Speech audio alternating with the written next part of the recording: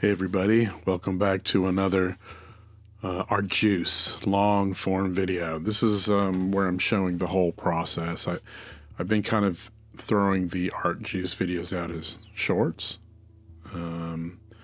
45 seconds to 1 minute doesn't really show the process at all. So here I want you to see mistakes and the way I'm kind of formulating the pose. And so the beginning here is really fun. He's working on Comet. This is Comet. He's the strongest of the reindeer.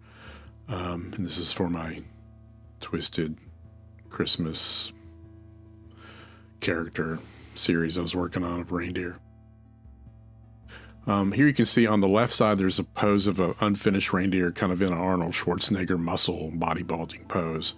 That was my original rendition of Comet, but I just thought it was too posing, and I wanted Comet to look a little more not ace flex, but it's because of rage and addiction to steroids or something. I mean, I don't know, I just wanted him to look like he was tweaking hard and not just like showing off his biceps and flexing and stuff. So he's like more like in the grips of rage or something stupid. I don't know, just goofy. I wanted to get all these done in December, but these long forms take a little longer to lay out. I got a lot of other stuff to work on for the new year, but we'll plow through the reindeer and get into some how-tos and some tutorials and stuff coming up. But in the meantime, we got Comet, and I'm penciling him in. I gave him like a bunch of teeth, like that anime that's on Netflix. I don't know what it's called. Turbo Granny had a lot of teeth.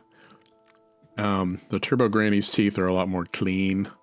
I wanted his to look like he's really biting down in his tweaking stage. I just thought it was funny having all those teeth. It's kind of amplifying his angst. And I'm putting in the little belts and the harnesses and the little Christmas ornamentation that goes with the kind of robotic restraint gear stuff. You got to put in some little ornaments up on the antlers.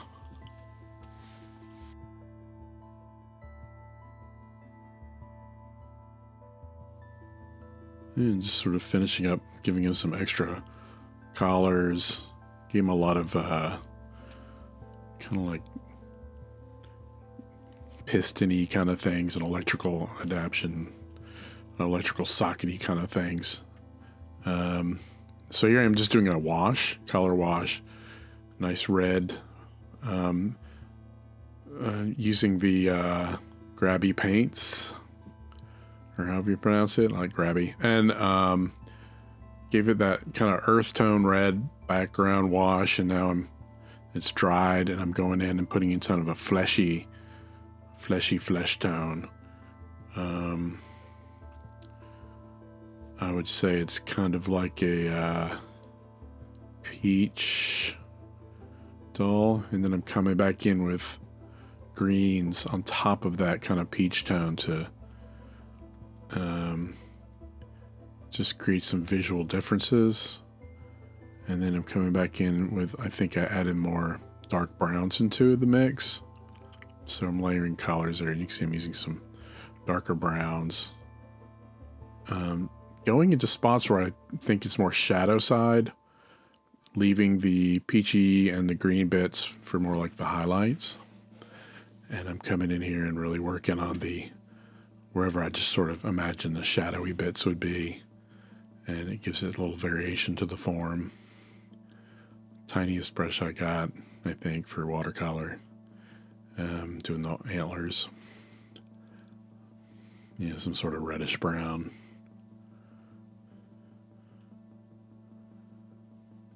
And then I realized I wanted the front antlers to be separate than the back antlers, so I just darkened them with more of a earth tone-ish brown, like not a warm, but like a cooler kind of dull dark brown.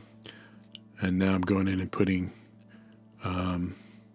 sort of like a greeny blue mixture into the shadow browns, and that color just adds a nice color pop. There's a lot of color in shadows. Don't be afraid to put color in your shadows. There's a lot of times there's like the complementary color. Whatever your light source is, there's usually the complementary color can be found in the cast shadows. So you can stick those in there. And here I'm just sort of coloring in Payne's gray probably onto the metal, a little bit of the shadow on the ground. Now I'm putting in some brighter reds. Those warms really help things pop. And I like to put them where I think there's more blood flow, like fingertips or kneecap, wherever you think the blood is near the surface. There it gets red. His ears would have reds in them, around the eyes, maybe the nose or something.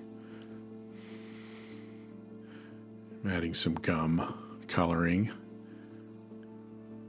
And the little diodes, little light source, and the ornaments get some reds.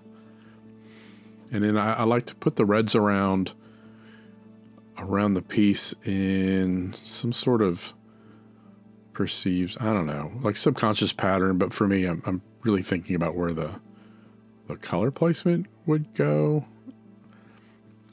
I mean, for a sketch, I didn't map this out, but it's nice to have the colors go around the piece so your eyes kind of move from the red of the fingertips down to the red ornaments across, red knees up to the red thumb, up to the red ornaments and around again. Kind of creates a nice circular red sort of like thing. Your eyes travel around the piece.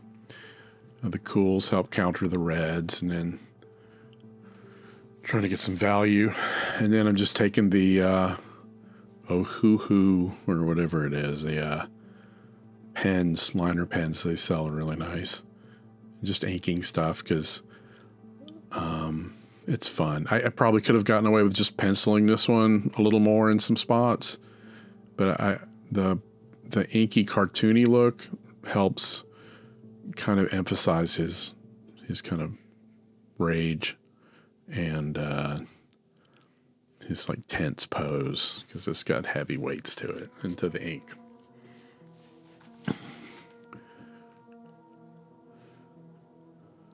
Yeah, pretty fun little piece. He came out pretty good. He's stressed. Hand. He's got his little fingers. Yeah, just a fun piece of Santa's Frankenstein weird monster deer that he made. Just inking stuff up. Probably have to switch to a smaller pen. Yeah, gotta get the chains in.